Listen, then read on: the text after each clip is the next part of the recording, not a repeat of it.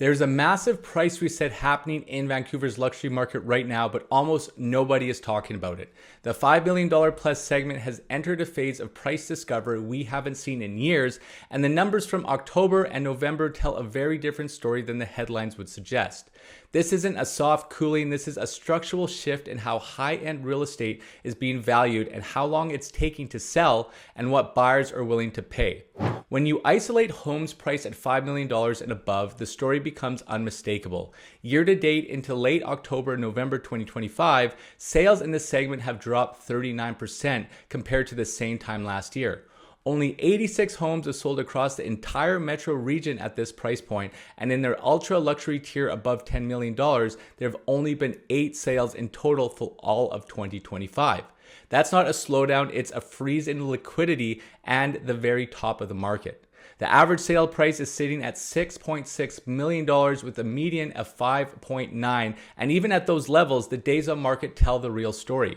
In Vancouver West, luxury homes over $5 million are sitting on average of 74 days before finding a buyer, and that's more than double the pace of most sub $3 million homes. And it's the longest timeline we've seen in years. And keep in mind, in BC with the days on market, it can be manipulated. If people take off that listing, terminate it, and put it back on, it resets the clock. In Alberta, for example, even if you terminate a listing and bring it back, that days on market clock still continues to run. So even though technically we're seeing that 70-day marker, it's likely well over 100, maybe even 200 days on market. And that's what we're seeing, across the board with many sellers. So keep that in mind when you do look at days on market as a stat line.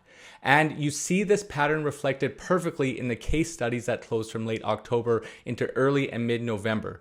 Take the Shaughnessy example at 1864 Matthews Avenue, a 1912 heritage mansion beautifully preserved. Originally listed in May at $9.98 million, it stagnated. It was pulled, and in September it was relisted at $7.5.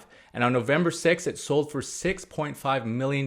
That's a $3.5 million discount from the original list price, a 35% drop, and $500,000 below its assessed value of $7.042 million. A Shaughnessy mansion selling below assessment is all you need to know about where the luxury market sits right now in Vancouver. The same pattern showed up again with the South Granville estate at 8483 Wiltshire Street. This 9-bedroom, 4-year-old mansion has been listed 5 separate times since 2022. The peak list price was $11.95 million in the summer of 2025. It was dropped to $10.788 million before the listing was canceled in October. And then in mid-November, it came back on the market at just under $10 million, $9,999,890. That's nearly $2 million below peak and now sitting below its assessed value of $10.374 million. This is a home that would have been considered immune to price pressure 3 years ago, but yet here we are. And nothing highlights the current state of luxury price discovery more clearly than the West Vancouver waterfront home at 3912 Marine Drive. 6,000 square feet, gated, private cove, these properties define the upper tier of the market. It was originally listed in February 2024 at $13.8 million.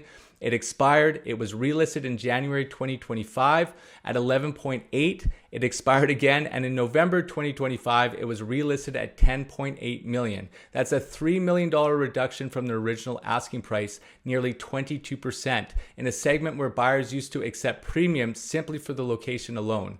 This home hasn't changed hands since 1994, which tells you how rare these opportunities are. Yet even with its uniqueness, the market is saying that this price is not supported anymore. And then, of course, you have the opposite extreme, the aspirational listing in White Rock, 14971 Prospect Avenue. 11,800 square feet, architecture by a designer known for the Wilson Mansion, listed in October 2025 at $32.5 million. But here's the kicker. The assessed value is $6.873 million. That's a 370% premium over assessment. This is a perfect example of owners testing the absolute ceiling of the market, even as the rest of the segment is recalibrating downward. It doesn't mean it won't sell. It means sellers and buyers are living in two very different realities in late 2025. So what is driving all of this? There are three core forces and they've all compounded at the exact same time. First, government policy. The luxury segment has been hit with layer after layer of taxation over the last 5 years. The foreign buyer ban, the additional property transfer tax, the speculation and vacancy tax, the empty homes tax, and now the federal luxury tax have all contributed to a direct hit on high value real estate. And we're seeing the impact not just in market behavior, but even in legal rulings. A Shaughnessy mansion was recently had its assessed value cut from 24 million to 20 million after the owner successfully argued that these policies have materially depressed buyer demand for luxury properties. When tax policy becomes a legitimate argument in an assessment appeal, it tells you that this market has fundamentally changed. Second, interest rates. Yes, the Bank of Canada has cut rates throughout 2025. Yes, borrowing costs have improved. But when you're financing $5, $8, or $10 million properties, even a low rate environment still creates massive carrying costs. And with uncertainty around future cuts, especially with global economic volatility, luxury buyers are being cautious. They're not rushing, they're negotiating. The urgency that existed 2020 and 2021 are gone.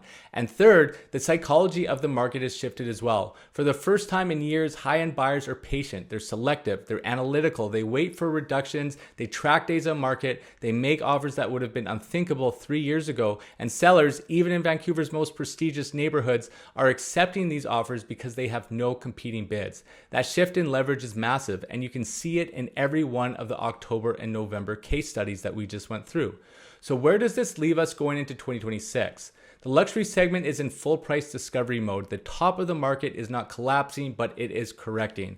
Valuations that sellers anchored to in 2022 and 2023 are no longer supported. Homes are taking longer to sell, buyers have options, and the data shows this segment will remain a negotiation first environment for the foreseeable future. If you're a buyer in the 5 million plus range, this is the most leverage you've had in over a decade. And if you're a seller, the strategy you used 2 years ago is not going to work today. And if you're an investor, this is the exact moment you should be studying how price floors adjust at the very top of the market, because this always signals the next phase of broader market repricing.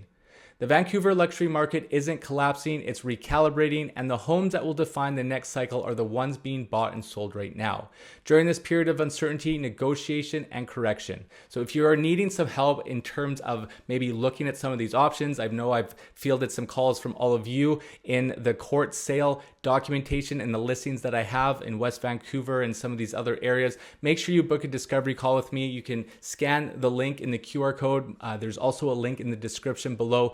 Thanks again for your time, and I'll see you on the next one.